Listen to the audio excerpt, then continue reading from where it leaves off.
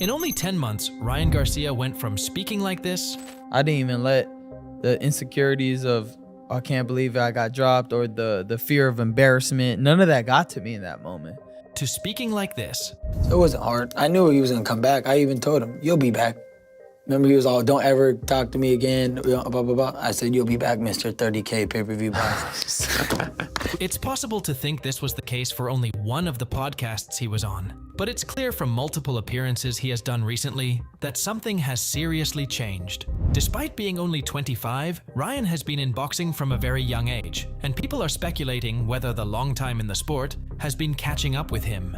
Ever since entering the professional world of boxing, he's been the cover boy for lighter weight divisions, as he built his online persona fairly early and was a familiar face for many, not only boxing fans. But recently, there has been a radical change in his behavior by displaying signs of alcohol or drug abuse in his speeches, as he keeps stuttering and is barely able to string the sentences together. So what has caused the sudden change in his mannerism, and did the events in the last 10 months have anything to do with it?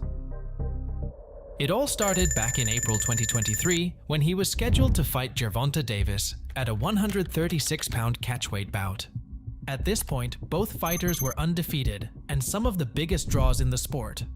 During this period, boxing was facing a huge problem of top guys avoiding each other and settling for lower competition to not risk their undefeated records. And with the rise of the UFC and the politics deeply involved in boxing, many of the fight fans left the sport as they weren't getting what they wanted. With this fight, like I said, it's going to determine where boxing needs to be headed.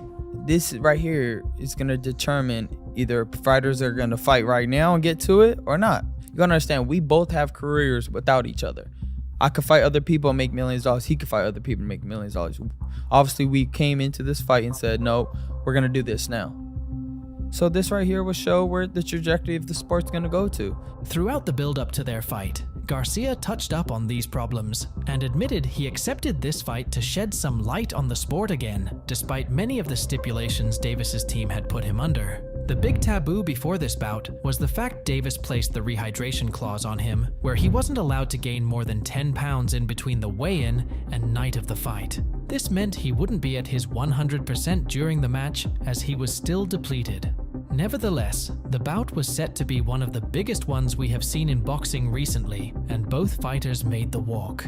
And although Garcia brought the fight to him, Davis outboxed him convincingly. He managed to win only 2 rounds and got dropped in the second. Then in the 7th round, Davis glanced him with the liver shot, which forced Garcia's body to shut down, and he wasn't able to recover before the 10-second count. However, the fight was a huge success as they managed to sell 1.2 million pay-per-views at the price of $85, which made Garcia roughly $30 million. So it's safe to say it was a win-win situation for both. However, it's very well possible this was the peak of his career, as things took a downturn from here. Following his knockout loss, Garcia's relationship with Golden Boy Promotion started to fall apart as they got involved in a legal battle. Besides the legal issues, he has been going back and forth with its founder Oscar De La Hoya on Twitter, where he was accusing him of disrespecting his career and being around him only for the money. The problems arose after Garcia couldn't accept his loss against Tank and started blaming others. Just before his next fight against Oscar Duarte, Garcia took an opportunity at the press conference to speak openly against De La Hoya and Bernard Hopkins. The statements that Bernard made, where he'll decide if I'm gonna finish or if I should continue boxing after this fight. He don't decide that. You know, Oscar's saying that, you know, we misinterpret you know, what they say. It's plain English. I didn't hear anybody speaking any language I don't know. So, you know, it's very clear to me that, you know, they're backing this guy to beat me just like they thought Duno was gonna beat me. He was the next Filipino star. They saying he's the next Mexican star. De La Hoya was later asked to give his side of the story on the matter. Bernard stated that if it was him, he didn't say, well, this is what Ryan should do. So when you're dealing with kids, it's really hard to get across that message. And, you know, then you have Ryan saying this and that. So it's all BS. The situation got very messy between the two, and neither side was completely innocent. Nevertheless, Garcia managed to get back in the win column by TKOing Duarte in round 8, And just as it seemed like things would start to get better for him, his appearance on the PBD podcast took people by surprise. This was the first time we've seen him do any interviews since the last fight, and many noticed a sudden change in his speech and demeanor. I brought the energy to the gym. When I come in the gym, everybody's having a great time and we're all working hard. I'm like a brother, I'm brotherhood. The initial noticeable change was the physical transformation in his face, as he appeared more bloated and puffy. While this could be attributed to weight gain, it could also signal alcohol abuse, as excessive drinking often leads to water retention around the face. If we take a look at his older interviews, he typically appeared relaxed and thoughtful in his speech. However, in this one, he seemed visibly uneasy throughout the conversation, frequently diverting from the topic and interrupting Patrick by picking up his phone mid-question or cutting him off mid-sentence. Another noticeable change was his tone of voice, which shifted from somewhat high-pitched. Like I wasn't afraid of the moment because I knew that's in me. And it's always gonna be in me. To sounding as if he had been smoking and drinking heavily over a long period of time. But the shoulder roll is a beautiful thing. And Mayweather is so super good at it. Viewers also observed his lack of awareness regarding constant chewing into the mic, which seemed unusual given his status as a top professional boxer. While one might argue this behavior was showcased on a single podcast, a month later, he displayed similar conduct on The Helwani Show. According to comments, it seemed that people anticipated he would say random things and were primarily there to laugh at him, which was quite obvious from comments such as, Ariel trying to have a discussion with a high teenager, I am a fan of this new coked up Ryan. And after seeing this interview, Ryan is slowly turning into Kanye levels of delusion. Many have speculated whether he is under the influence of alcohol or heavier drugs. Despite admitting multiple times to enjoying smoking weed and having a drink occasionally, he has never mentioned taking heavier substances.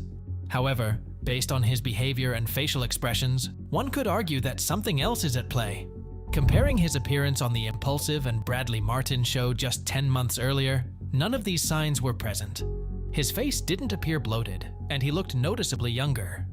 Additionally, his tone of voice and mannerisms resembled those of a professional athlete. In addition to accusations of drinking and drug use, another issue has surfaced regarding Ryan's gambling addiction. Recently, popular influencer Bryce Hall publicly accused him of being deeply entrenched in gambling debts and being exploited as a fish in high-stakes games. But I know about the poker games that he's losing millions of dollars at because I've played at some of those games and they tell me how much of a fucking fish he is. Basically, just throws money. He's like an idiot. So hey, I will verify that by Bryce. I've got a lot of buddies at the top level of the poker games that run through Cali and Vegas, and he's definitely a fucking fish that loses a lot of money at the poker tables. It's really weird how he took a 2-year hiatus from boxing, and then now randomly he's like, oh, I won all these money fights. Oh, yeah. Because he's losing all of his money at these poker tables. This accusation might not be unfounded, as he often discusses his anticipated earnings from upcoming fights rather than focusing on winning in the ring. While many MMA fighters transition to boxing to leverage their UFC fame for higher earnings, Garcia aims to enter MMA and challenge the bantamweight champion, who primarily specializes in striking. I'll beat his ass in MMA, guaranteed. In MMA? Yeah, I'm a natural. You don't understand. I'm a natural wrestler. I just beat my security that's a wrestler. I beat him. Yeah. I know I'm gonna knock him out in boxing. That's not even fair. What is fair is to test myself in MMA because I know if I put my mind to it and I trained every day and I had Nate helping me, even Alex Pereira, all of them, and I really locked in, he will not beat me. I've already got people that are connected to Dana to ask him, let's do this. I'll come to UFC, pay me a bag, I'm there. Some argue this is overly ambitious on Ryan's part, considering MMA strikers bring a diverse skill set beyond boxing. O'Malley responded with a humorous skit alongside his coach, mocking Garcia and Oscar De La Hoya. Ryan, we need money. We're in debt from betting, brother. Oscar, I think I could fuck Sugar Sean up, honestly. You could fight MMA. You could beat whoever you want. You could beat John Jones. I seriously think I could wrestle. Wrestle your security guard. Show him. Prove him. You're an athlete. You're a natural. You can do whatever, brother. Let's get it on. Hold on. Fuck, I'll fight Dana. Fucking up, Oscar. Yeah. Whoa! Let's go on Ariel's show, brother. Yeah, I'm gonna go on Ariel. Bryce further contended that Garcia's gambling debts motivated his push for a fight against Devin Haney, acknowledging his slim chances of victory in his current condition. Despite widespread doubts about Garcia's professionalism, Haney also accused him of reeking of alcohol during their face-off. Brian was at the motherfucking press conference drunk as a skunk. Hopefully, he get it together before April 20th. And I'm gonna have him punch drunk on that day. As the two have been going on a press tour to promote their fight, it's evident that Garcia may be further embracing his newfound persona. I promise you, I'm coming straight for you. It's gonna be ugly. It's gonna be ugly. I'm talking about ugly. We know that, Ryan does not want the fight to be here. Behind closed doors, he's tricking the people. He's doing anything that he can to make the fight go to Vegas on a later date. But the fight needs to happen on April 20th. You're with me 24/7. Have you ever seen me do cocaine? Never in your life, huh? I love you. What happened? Ever. Fuck out of here, motherfucker.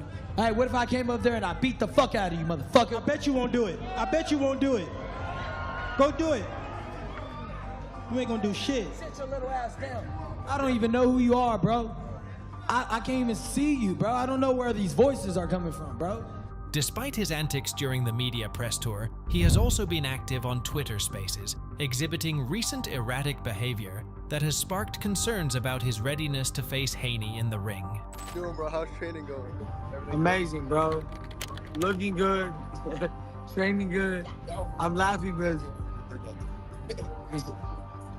I'm high as fuck. What's next for you? I'm gonna beat Sean O'Malley's ass in MMA. I never let a dude with rainbow hair beat me in my life. During the press events, he took the opportunity to address accusations of drug and alcohol abuse. And just to be really direct. What the fuck happens to your voice? So at the end of the day, I've been screaming for these promos, but I'm not even gonna react. At the end of the day, I want to clarify some Stop things. the coke, nigga. It's fucking up your voice. I want to clarify some things. I don't do cocaine. I would do a live drug test. What do you do? I would do a What do you live do? drug test. What do you do? I drink and I smoke weed, and so has the majority of this room. I'm real. I'm like this. I do drink. I do smoke. Now what? It's okay. Guess what? We all have our flaws, and we all evolve as people. Look at, I'm 25 years old. You gotta remember, the weight of the world sometimes feels like it's on my shoulders.